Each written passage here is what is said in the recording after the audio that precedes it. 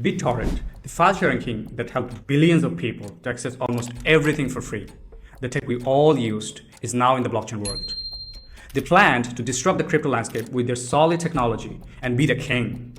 But 990 trillion tokens? Isn't it too much? Since they've been publicly available, there has been a lot of negativity around this project, and the worst part, they never went up. Hi guys, my name is Tamid. This is the CoinMarketCap Top 100 series. In this series, I dive deep into projects and do extensive review on it. So for me, there's 4 pillars of the review: the tech, the team, the tokenomics, and finally, market positions and price history. And based on these 4 pillars, I evaluate this project and give my verdict whether I feel if the project is good to go or not. This is project number 100. Let's dive in. BitTorrent was founded by Bram Cohen in 2001. And since then, it has become one of the most powerful P2P tools in sharing large files. If you are a Gen Z or millennial who didn't have money to pay for movies, games, and you use torrents for all those, BitTorrent was the OG of all that. Since then, it's history, and we all use Pirate Bay and YTS and all sorts of clients to get all the free stuff. But fast forward to 2018, BitTorrent was acquired by Tron and turned it into a P2P blockchain and launched its first BitTorrent token, aka BTT, in February 2019, with the aim to create a decentralized economy for sharing bandwidth, storage, and computing resources. So here comes the first pillar of the project, which is the tech. BitTorrent has integrated blockchain to basically boost its P2P protocol. The chain is EVM compatible. In terms of numbers, it can support up to 7,000 transactions per second, which is pretty solid in terms of speed. The average block time is 2 to 3 seconds and gas fees under 0 to 0.1 cents. So the tech is pretty awesome, at least on paper. In real, things vary time to time. The most important feature of this tech is called BitTorrent speed. So if you use torrent and you know the concept of peers, seed, and leechers. If you don't, do a quick Google check and come back.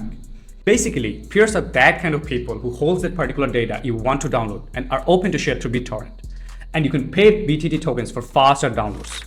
So the way it works is you offer BTT to the network and seeders will get paid in that BTT tokens for sharing more upload bandwidth and availability of that file.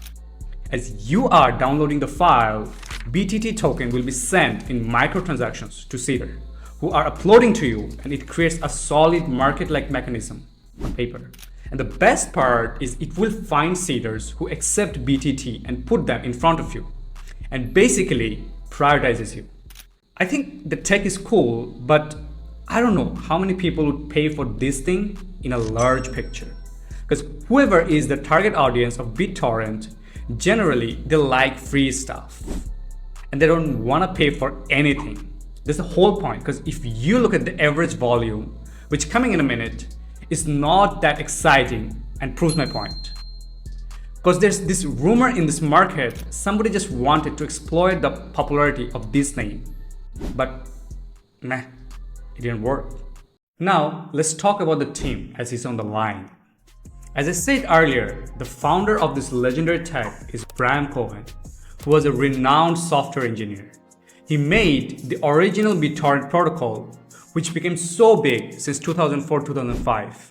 But after 2018, Tron's acquisition of BitTorrent took the lead from him to Justin Sun, who is Tron's founder, the guy who bought a banana for $6 million.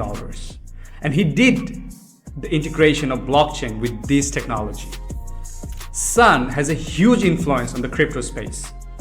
So there's no question about the credibility of this project. And the team is also public, and they're sharing regular updates on the website about their next step, integrations, and all kinds of things. So there's no freaking chance that you can say it's a legitimate project. But here's the catch. After Justin got the power, there has been a massive speculation on centralization among the community regarding the humongous number of tokens circulating and the way the tokens has been distributed. Just think, you can buy 40 million BTT tokens with $25 or $26, which is nuts. And I don't see the point of it. And Justin has been famous for his notorious acts in the industry, like buying a banana for $6.2 million and he has been associated with the scam word multiple times. So be careful. To prove my point, let's talk about tokenomics. Here is the tokenomics of BitTorrent. The total supply of BTT tokens diluted is 990 trillion tokens. Do you know how many zeros are there? You have to add 12 zeros after 990. And in my opinion, that's a major drawback.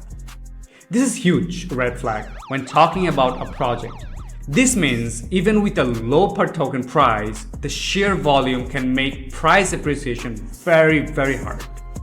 And historical data has shown more than 70% inflation rate, which is the highest in crypto. If you look at the chart, the Tron Foundation and BitTorrent Foundation hold almost 40% of their supply. And here's the crazy part. Only one wallet controlled the 95% of that supply, which is a major red flag. This means whoever is holding that asset, you guessed right, he can manipulate the market almost instantly and play the pump and dump game for fun whenever he wants. On paper, it shows that there is a massive existing user base who are the core users, but in reality, it's speaking completely different things. Bro, wait. Can you please press the subscribe button? Thanks. Now, here's the most important part you need to know. Whether you want to go for it or not, which is market position and price history. So the initial price of this token was 0.00002757 on the 1st December of 2022. And as of today, the price is 0.00000807, which is a 75.3% drop in its timeline. And if you look at the chart, the price never went up since its beginning. This data alone is good enough to get the point how well the token is performing. But here's a slightly good news. It went from this in 2022 to this, which is 41.6% yearly. And this actually beats the market average of 26% gain. But here's the problem. The amount is so non-existent and tiny. It doesn't matter if it goes 300% or more because of huge amount of tokens circulating. To put it into simpler words, it's combined with legacy dominance and blockchain mediocrity. Basically, it has a huge Web2 user base, and the blockchain is doing just okay. Also, if you look at the chart again, the average volume has been $10 to $20 million per day, which is completely below per number considering its huge user base. Here's the all-time high and all-time low. To give you a perspective, honestly speaking, if you are looking at this tiny number, your brain might not process this thing. So understand it this way. It went from almost nothing to almost nothing max. That's it. The price has been always in swing, shows a perfect volatile history, which means this is not a great token to play with. Also, they have been charged with multiple regulatory issues and legal battles, which is not a good sign in my opinion. But it's not enough.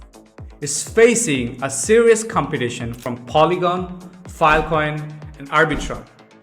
And those are doing much better in terms of technology and price point, both. Listen, you can't allure someone to buy something from you, which you have given him for free forever. That doesn't make sense. In terms of community sentiment, I've looked deep into X and Reddit, and they said different things. X-Shillers say this is gonna go to moon, but Reddit guys say they have been scammed out of this. And I would trust Reddit guys every time over X-Shillers. So, on paper, they are bullish, but I think they have a long way to go yet. So here's the final verdict. Before I say it, I want to go with the mandatory line for every crypto content creators, which is, this is not a financial advice. Do your own research and then invest. When I give my final verdict, I put into 3 flags, which is green flag, red flag, and yellow flag. And I believe I don't have to explain which one means what. For me, I would call BitTorrent a red flag, considering its price history, the people behind it, and the overall community sentiment. It showed a lot of promise, but failed miserably to deliver it. There's a massive chance of market manipulation, considering 40% is still controlled by one wallet. Like I said, major red flag. And recently, Justin Sun has bought a huge amount of Ethereum, which also indicates something different. So overall, if I had to choose, I'd maybe stay out of this. Thanks for watching. Let me know which project review you want to see next. Catch you guys in the next one.